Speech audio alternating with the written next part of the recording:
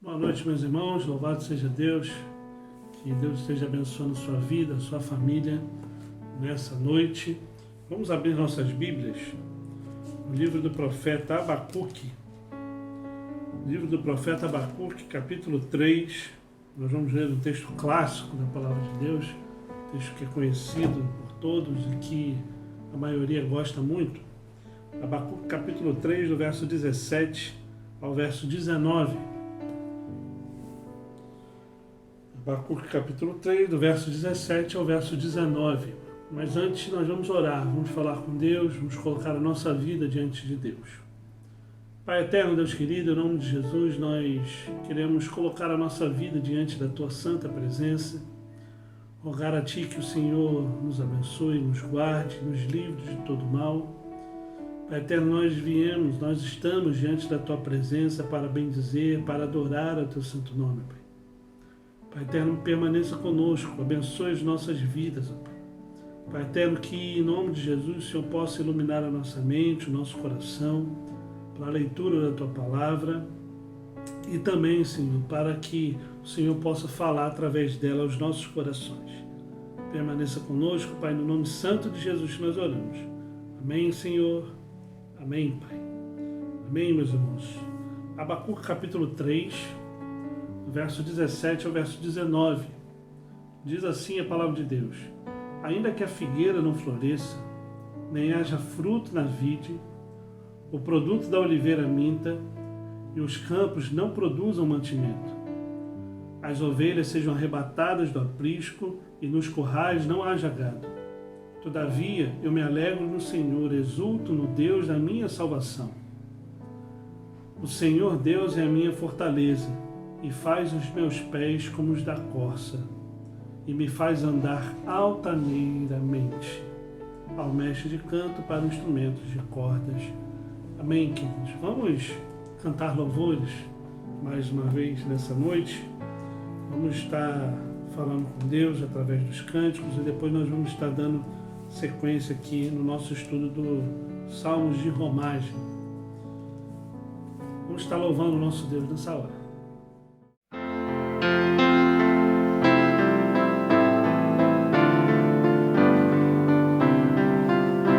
Jesus, Senhor, me achego a Ti, Tua ira santa mereci, o Teu favor estende aqui, aceita um pecador. Eu venho como estou, sim, venho como estou, porque Jesus por mim morreu. Eu venho como estou. As minhas culpas grandes são, mas Tu que não morreste em vão, me podes conceder perdão. Aceita um pecador.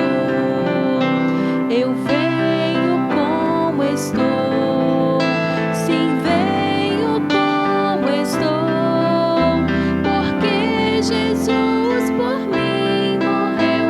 Eu venho como estou. Ó, vem agora, Salvador, livrar-me por Teu grande amor, pois Tu, Jesus, és meu Senhor. Aceita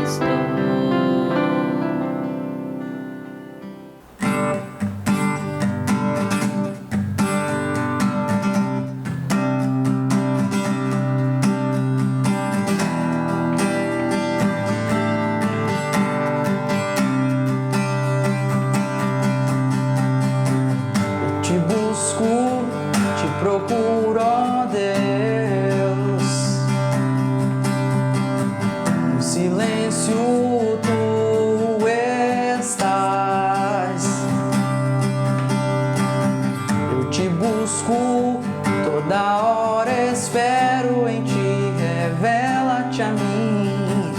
Conhecer-te eu quero mais. Senhor, te quero ouvir tua voz. Senhor, te quero mais. Quero tocar-te, tua face eu quero ver. Senhor, te quero mais. Prosseguindo para o alvo eu vou,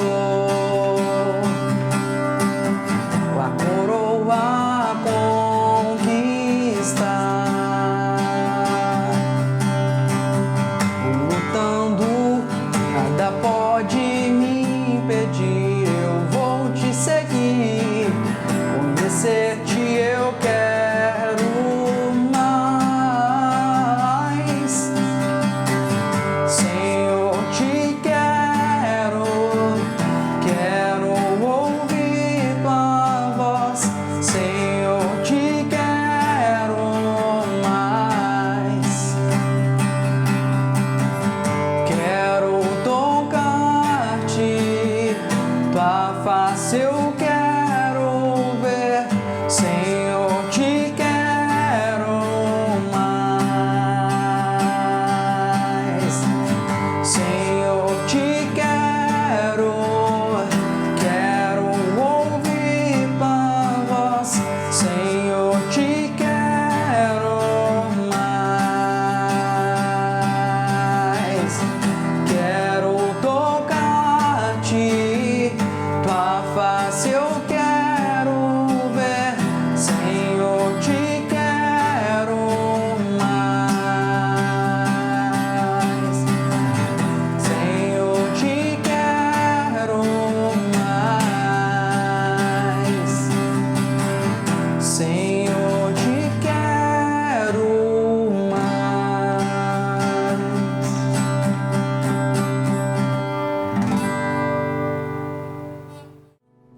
Amém, queridos? Abramos nossas Bíblias, então, no Salmo 130. Salmo 130, um salmo conhecido de todos. Vocês sabem que eu também gosto muito desse salmo, né?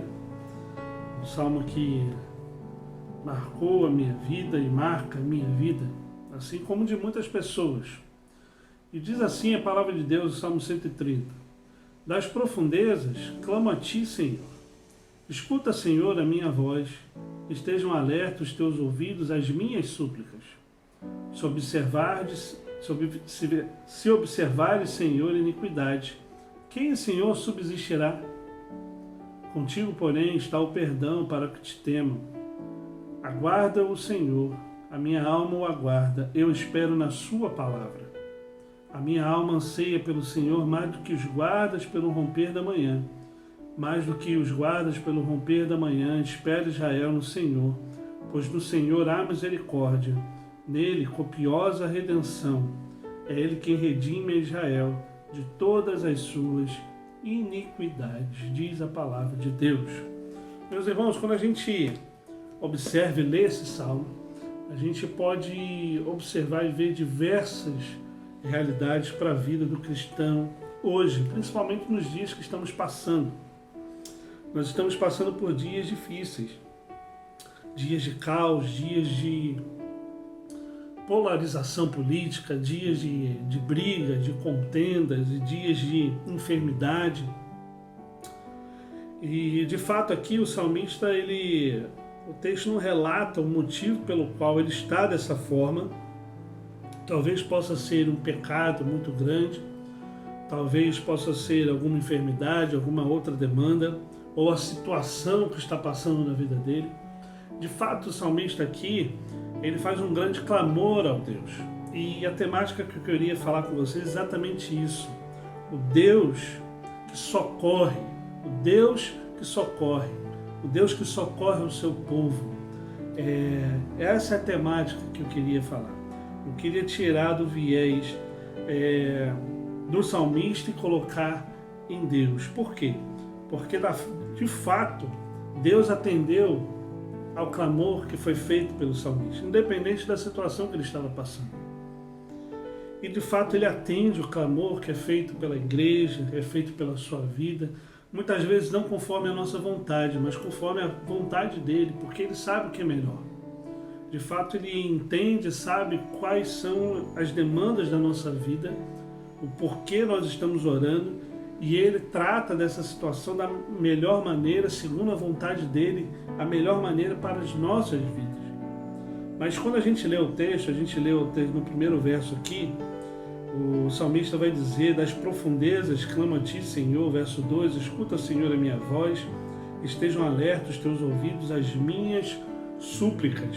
Nesses dois primeiros versos, o salmista ele aparece num abismo profundo, como ele vai dizer. Ele vai dizer que das profundezas ele clama ao Senhor. Parece que quando já está no fundo do poço, o salmista aqui estava um pouquinho além dessa realidade do fundo do poço, estava bem abaixo do fundo do poço, segundo a gente pode perceber por esse clamor. E quando ele estava dessa forma, ele olhou e viu e fez o que era certo. No caso aqui, ele clamou ao Senhor. Talvez você possa estar passando por alguns momentos difíceis, dias difíceis na sua vida, na sua caminhada, talvez com seus filhos, casamento, talvez com sua família de modo geral, talvez possa ser enfermidades, talvez possa ser diversas realidades que a gente possa estar passando por esses dias, o desemprego e etc. São demandas que são diversas. O fato é que o salmista clamou ao Senhor. Então a palavra de Deus nos ensina exatamente isso. Se você se acha no fundo do poço por algum motivo, ou você acha que está perto, ou se você já ultrapassou o fundo do poço, ou sabe-se lá o que está acontecendo na sua vida, quais são as demandas da sua vida, faça como o salmista, que clamou ao Senhor. E ele vai além, o verso 2, escuta, Senhor, a minha voz, estejam alertos os teus ouvidos às minhas súplicas. Ele tem a plena convicção, ele suplicou a Deus, ao Deus que escuta a voz dele, ao Deus que está atento ao que ele fala, e ele tem a plena convicção que esse Deus está atento e escutando a voz dele. A gente vai ver isso no decorrer desse salmo. Então, nesses dois primeiros versos, se você quiser anotar ou pensar junto comigo isso, o salmista faz um clamor ao Senhor, porque ele se achava vulnerável, ele se achava no fundo do poço, ele já não tinha mais saída para absolutamente nada na vida dele, e ele olhou para o alto, ele olhou para Deus, ele olhou para a pessoa de Deus, e porque ele sabia que Deus poderia acudi-lo, poderia socorrê-lo. Por isso que o nosso Deus é o Deus que nos socorre. E o salmista aqui tem a plena convicção disso. E aí o capítulo vai seguindo, né? O capítulo 130 vai seguindo. O verso 3 e 4 vai falar o seguinte: se observares, Senhor, iniquidade, quem o Senhor subsistirá? A ideia aqui do salmista é falar o seguinte: olha, se o Senhor observar todos os meus pecados, ou se o Senhor observar os pecados de toda a humanidade, ou o meu pecado, ou de todos, quem vai existir? Quem pode existir diante de um Deus soberano e santo, pecador como é? E aí ele faz, essa pergunta é como se ele estivesse respondendo, falando assim: olha, se o Senhor observar as minhas iniquidades, eu estou completamente destruído, porque eu sou pecador. E aqui é interessante saber de uma coisa: o salmista, então, ele reconhece quem ele é diante de um Deus que é santo. E muitas vezes, ao orar, a gente simplesmente pede, mas será que a gente reconhece quem de fato nós somos? Quem de fato você é? Quem de fato eu sou diante de Deus? E é exatamente por isso que a gente deve fazer como salmista, reconhecer quem nós somos diante de Deus. E esse reconhecimento diante de Deus é saber que nós somos pecadores. Se Deus contasse as nossas iniquidades, se Deus observasse quem de fato nós somos, nós estaríamos perdidos, nós estaríamos consumidos, nós estaríamos completamente alheios à vontade dele. Mas aí o verso 4 vai trazer um bálsamo para a nossa vida que diz o seguinte: contigo, porém, está o perdão, para que te temam. Então ele reconhece o poder de Deus, ele reconhece quem ele é, e ele fala abertamente que o perdão está com aquele que é santo, aquele que pode perdoar, que é o nosso Deus. Então, queridos, que esses dois versos falem ao nosso coração, dizendo exatamente essa questão de que eu preciso reconhecer quem eu sou. 2, eu preciso reconhecer que Deus é santo. 3, eu preciso reconhecer que esse Deus santo tem poder para perdoar, tem poder para tratar o meu coração, tem poder para me tirar dessas profundezas que eu vivo. É exatamente isso que o salmista quer dizer. O verso 5, o verso 6 e o verso 7 vai dizer a seguinte realidade: aguardo o Senhor, a minha alma o aguarda, eu espero na sua palavra. A minha alma anseia pelo Senhor mais do que os guardas pelo romper da manhã. Mais do que os guardas pelo romper da manhã, espere Israel no Senhor, pois no Senhor há misericórdia. Nele, copiosa redenção. É Ele quem redime a Israel de todas as suas iniquidades. E aqui, do verso 5 em diante, a gente pode perceber que o salmista que aguardava no Senhor, no verso 5, ele aguarda no Senhor, a minha alma aguarda, eu espero na sua palavra. Ele tem a convicção que a palavra de Deus é verdadeira, é eficaz, é fiel, porque ele não se nega. Muito pelo contrário, ele disse que estaria com o salmista todos os dias da vida dele, e ele está com o salmista, assim como ele está com cada um de nós, e é por isso que nós podemos aguardar e esperar o socorro que vem de Deus, porque esse socorro é certo para aqueles que são de Deus, para aqueles que clamam a Deus por esse socorro. E aí ele vai dizer no verso 6, a minha alma anseia pelo Senhor mais do que os guardas pelo romper da manhã. Aqueles que serviram, talvez entendam esse verso muito bem. Na pernoite, em ficar a noite acordado, em vigia, em sentinela. Aqueles que trabalham em plantão também sabem o que é isso, já trabalhei muito com plantão. Então, quando chega pela manhã, a gente fica ansioso esperando aquele que vai render. É disso que o salmista está dizendo. A minha alma anseia pelo Senhor mais do que os guardas pelo romper da manhã, justamente porque ao romper da manhã as misericórdias do Senhor são renovadas pela nossa vida. É isso que ele está dizendo aqui, e ele tem a certeza disso. E ele repete no verso 6 ainda, mais do que os guardas pelo romper da manhã, espere Israel no Senhor.